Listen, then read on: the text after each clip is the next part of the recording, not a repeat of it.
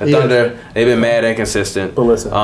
They're now in the hole versus the Jazz. 1-2. Game 4 is coming up. Game 4 is actually on Monday.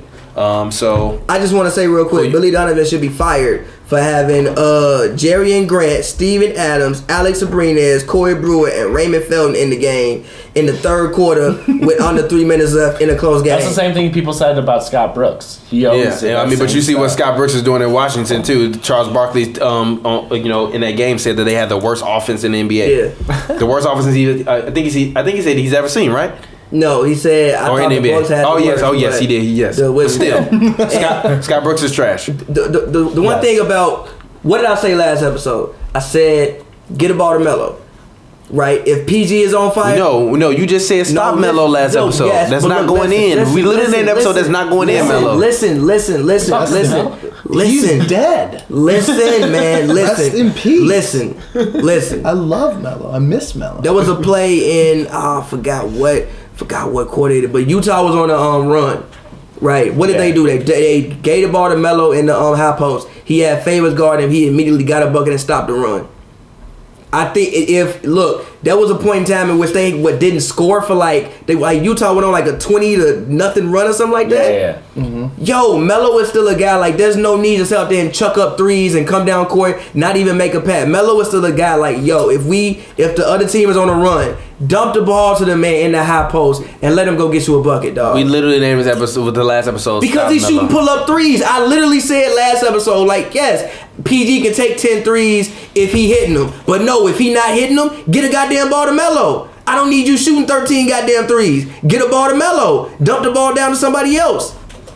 I'm sorry, I don't believe in Melo, and we talked about this last I don't episode. Believe we literally named an episode that's not going in Melo. Look, Melo ain't the answer. The problem with this team is that Russell Westbrook is still going out there and giving you a triple-double, but guess what? It doesn't matter because we don't need him to get you a triple-double. They have no offensive rhythm, bro. They're playing you take it, and that's when teams get on those long runs. What the thing I say all the time, every team needs a post scorer off the bench. The reason why you need a post scorer off the bench because your bench guys usually are not as good in one-on-one situations as your starters. Yeah. Melo can be like that post guy that you need in the playoffs when the game slows down, ain't nobody making a bucket, the other team on the run, get a ball to the man in the high post. Favors can't fucking guard Melo in the high post, G. No. He gonna either do his little jab step shit, get a bucket, or get by him and get fouled. You're right. Use him. He's not even touching the ball. But the problem they also aren't putting him in the best situation. But the problem is not even that though.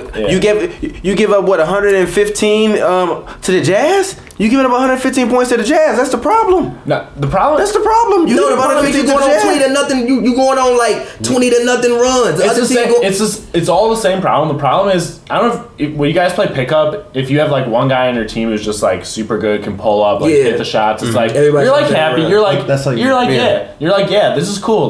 We're gonna win a game. We'll stay on the court a couple rounds, but and I feel good about that. But if you're on a squad where someone's setting a screen for someone, you're moving the ball around, someone hits a three, you have more fun playing, you play harder on defense, you definitely everyone's involved, and it's just a better basketball system. This team will never be like that because even if Melo's getting touches in the post, if Russ is doing Russ stuff, no one is happy on that team playing like that. Especially and even defense. PG is a volume scorer too. PG has never shot above I think 45%. Yeah. PG is a volume scorer, so you got three guys. Playoff Paul. Yes, I agree. You have playoff Paul. It's hard to have an offensive rhythm when you have those three guys. But then Adams got in foul trouble. I think Adams had 4 fouls in the third. But the thing, I just really wish they would have just given Melo some touches.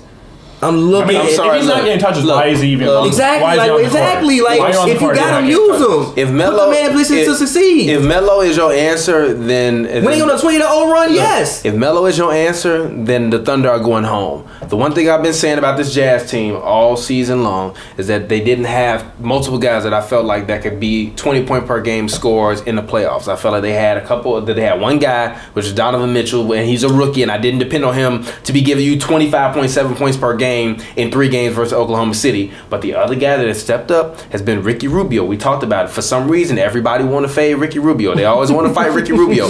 Ricky Rubio does something to other teams' point guards that gets under their skin. And from this standpoint, he's very clearly gotten the better of Russ in this matchup. Russ has not had a breakout MVP game. Russ has not had a real, he's not had a good game. Ricky Rubio is averaging 20 points per game right now, giving you 8 assists per game and 8 rebounds a game. and 8.3 rebounds a game.